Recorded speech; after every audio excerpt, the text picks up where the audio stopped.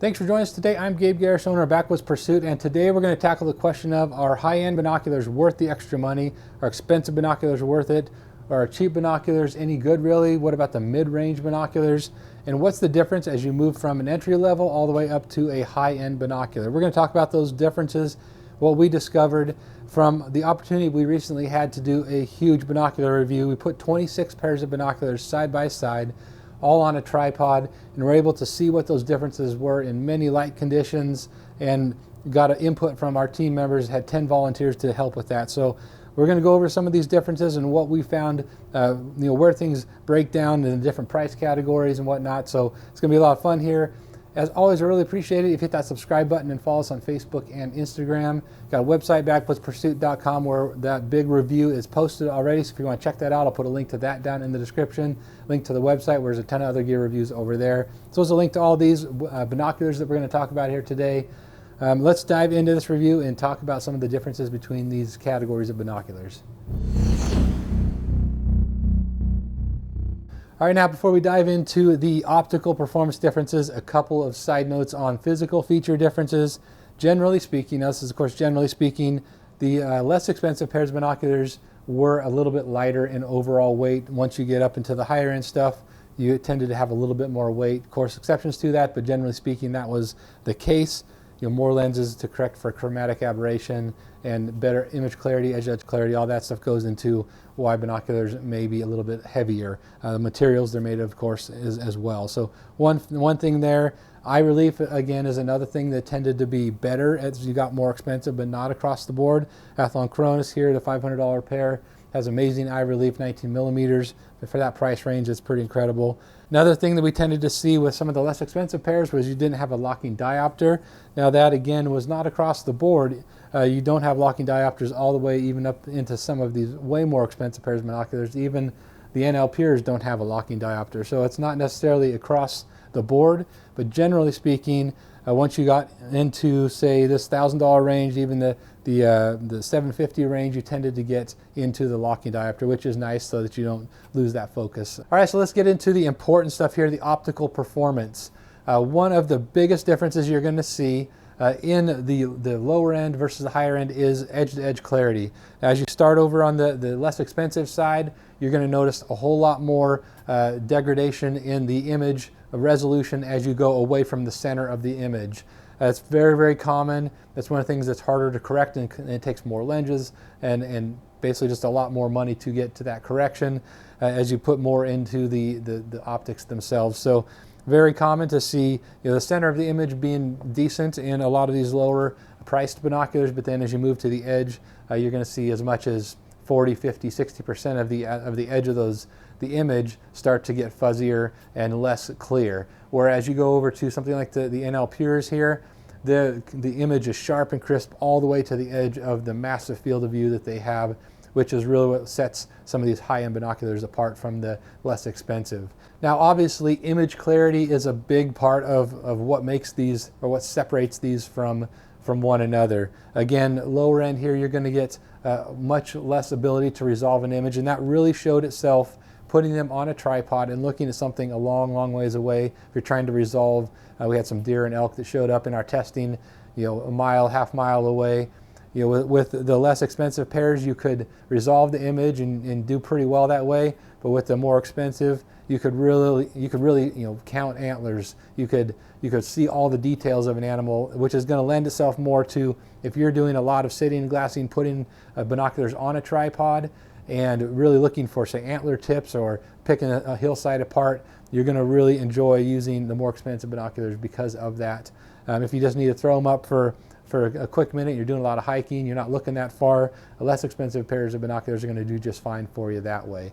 So image clarity obviously is a big deal, and it's a big part of what you pay for when you get more expensive. That kind of goes without saying. Now, low light performance is probably where you see the biggest difference, a second to the overall image clarity. The higher end stuff here, the Swaros, the Leicas, the Zeiss, as well as the $1,500 category, and even many of the $1,000 category performed exceptionally well all the way till what would be shooting hours if you're hunting in just really low light. Whereas you start to lose the ability to resolve the image with some of these less expensive pairs of binoculars. And that's just part of what you get. They're all 10 by 42, very close to that.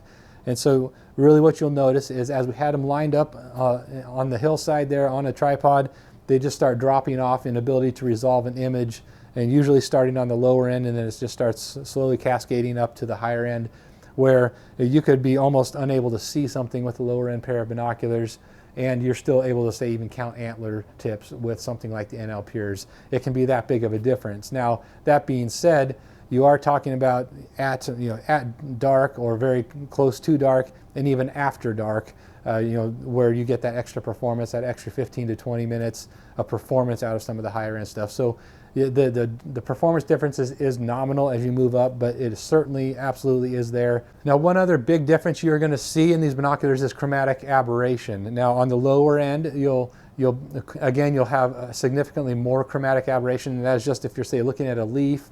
You're going to see kind of that fuzzy, that yellowish, bluish fuzzy outline to that. Whereas you go up into the higher end stuff, and that the edges of all those images, or say a leaf, an antler, a tree branch, whatever, is nice and crisp, and that really lends itself to low light performance as well. And that's another reason why you're able to pick something apart in low light with the more expensive pairs versus a less expensive pair of binoculars. All right, a couple of really good examples of real world use, in the field use, of what the difference is between having a higher end pair versus a lower end pair out in the field. A hunting buddy and I were out, and he had a pair of the Vortex Diamondbacks, an entry-level binocular, and I had some of the Swaro SLCs. We were glass on the hillside, and he said, "Oh, there's a deer up on that hillside. It was probably about half mile away." And so I looked real quick. I was like, "No, that's a rock." He's like, "No, I swear. Oh, I swear that's a deer." So I said, "No, that's a rock. Here's," handed him my pair of binoculars. He's like, "Oh, okay, yeah, that's a rock." So you just have that extra color, not color rendition, but also the ability to resolve that image, especially at a long range. Another one this year while elk hunting, a perfect example of actually the two that we had out were the Athlon Cronus here, which is a phenomenal pair of $500 binoculars, performs well above its price point, and the NL Pures here. We were up early and looking at some elk over on the hillside, or I was able to spot them with the NL Pures. This was well before shooting light, and it was still very, very dark out, but I could spot them moving through the sagebrush about, 1,000, 1,500 yards away. And using the Cronus here, although they're fantastic binoculars, you could hardly even pick them out until they started moving. So I could even see which ones were bulls and cows that early with the NL Pures versus the Cronus. And again, fantastic binoculars for a $500 pair of binoculars, but the low light performance is just not something that you're getting versus a pair of binoculars over $3,000. Now back to the original question of, are high-end binoculars worth the extra money? Now, the answer for me, in my personal opinion, is it depends. Certainly not everybody needs those, and nobody really needs that expensive of binoculars, but who's going to get the best use out of them, and who's going to really realize the potential and the performance that they give you? Those are going to be the people who spend a ton of time in the field, spend a ton of time glassing. You put your binoculars on a tripod, you're picking apart hillsides and whatnot that are a long ways away. Those are going to be the people that really get the most benefit out of that. Spending a lot of time behind glass can be, if you have eye fatigue or eye strain from less expensive pairs of binoculars, that can really get to you over time. So you're really going to see the benefit there. Moving down to, say, the $1,500 bracket, one of the things we really noticed is the increase in performance you get really starting from this $750, $100 to $1,000 range. Up from there, it really becomes nominal. It's kind of, I feel like it's the law of diminishing returns once you hit this $1,000 price bracket. You have absolutely better performance in the 1500 and then the Alpha Glass, but for how much more you have to spend to get that, that's kind of up to the end user if that's worth it. There's a definite difference in that performance. You get better edge-to-edge clarity, better low-light performance, better everything really in the higher end, but only a little bit better than the $1,500 price bracket. These Sig Zulus and the Koa Genesis, the Miopta Mealstars, all are just give you a fantastic image, but not quite the edge-to-edge clarity, not quite the image resolution, not quite the low light performance, but it's close. So you spend a lot more to get a little bit more performance. That's why it's end user discretion on if you're going to end up needing that higher end. Now in the $1,000 price bracket here is where it really gets interesting, because this is really going to cover what most of us use out in the field and actually need, because they're going to cover you all the way till the end of shooting light. You're going to be able to see animals, pick animals off the hillside with these pairs of binoculars in this $1,000 price bracket. They do a fantastic job. Just you don't have, again, quite the edge-to-edge clarity, not quite the image resolution, maybe not quite the as good in the chromatic aberration department. You have a little bit more here than when you get up a little bit higher end. So it's not detrimental necessarily. Again, if you know how to use a $1,000 pair of binoculars, you're going to spot plenty of game, and more than someone who doesn't know how to use a really expensive pair of binoculars. So this is kind of the sweet spot for me, the $1,000 price bracket. That's going to cover most folks. But if you can and are going to use them, then absolutely, save up the extra money and go into the next couple of brackets here. Now this bracket here, the 750 bracket, it's a really good mixture. If you can't quite get up to the $1,000 bracket, both of these pairs here, the SIG Zulu 5s and the Tractoric, they do a really, really good job, and they compete very, very closely in this $1,000 price bracket.